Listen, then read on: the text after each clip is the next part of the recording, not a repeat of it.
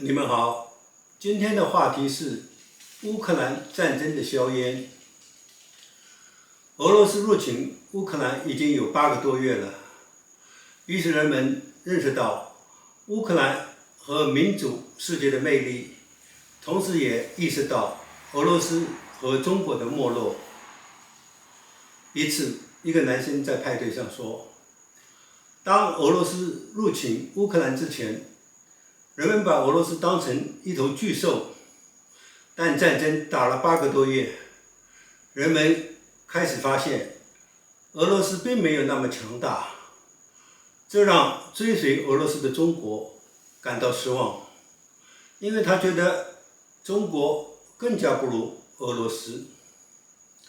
男生说，专制独裁者总是认为他们有无限的权利，他们什么事情都能做到，但他们却没有真正得到民众的支持，因为他们身边的人都是一群拍马屁的人。当专制独裁者做出了错误的决定，他们会把事情变得很糟。自从普丁入侵乌克兰之后，低估了国际社会的反应，低估了乌克兰民众的反抗，也低估了俄罗斯国内民众对他的反抗。这样，中国意识到，要是他入侵台湾，他将遇到多大的麻烦。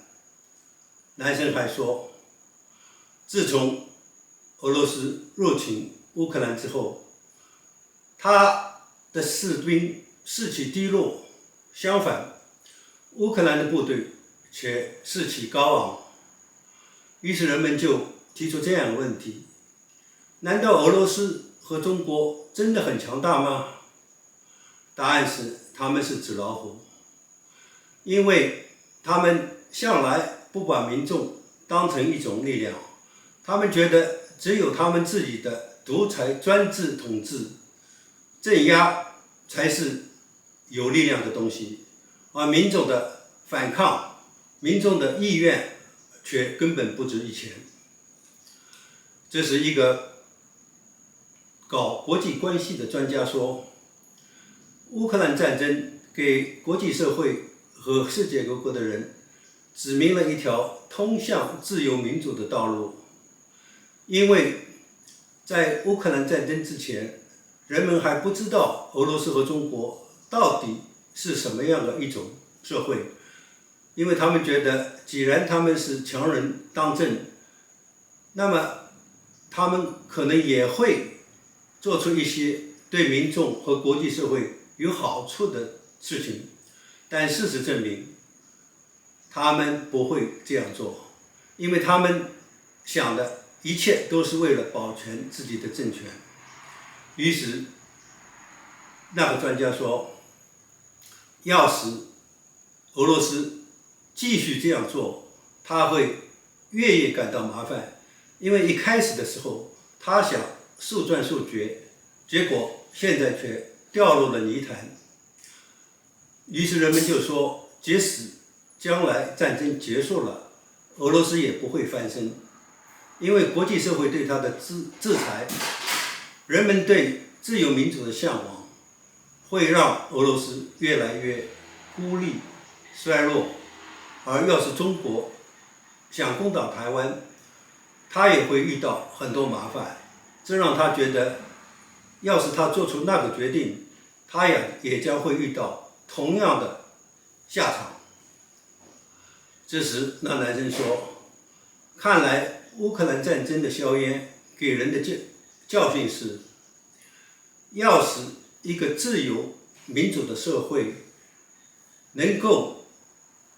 这样团结在一起，保卫他们的自由民主价值，而对专制社会的本质进一步认识清楚，这样的话，将来做出的更大的作用就是人们更加意识到专制政权的本质。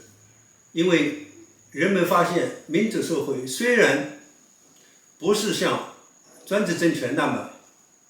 办什么事情都用铁腕手段，但他们是民众选出的政府，但专制政权却是由个人的意志决定一切，他们是靠镇压和愚弄民众来长久掌权的。这时，专家说，现在即使在俄罗斯，许多人也意识到普丁强人政权的危害，他们走上街头，决定要把他们的意愿反映出来。他说，在历史上，中国总是跟着他们的俄罗斯老大哥。他说，在不久的将来，中国人也会觉醒，他们也会做出自己的选择，他们也会要求最终能够有一个自由民主的政府。好了，今天就到这里。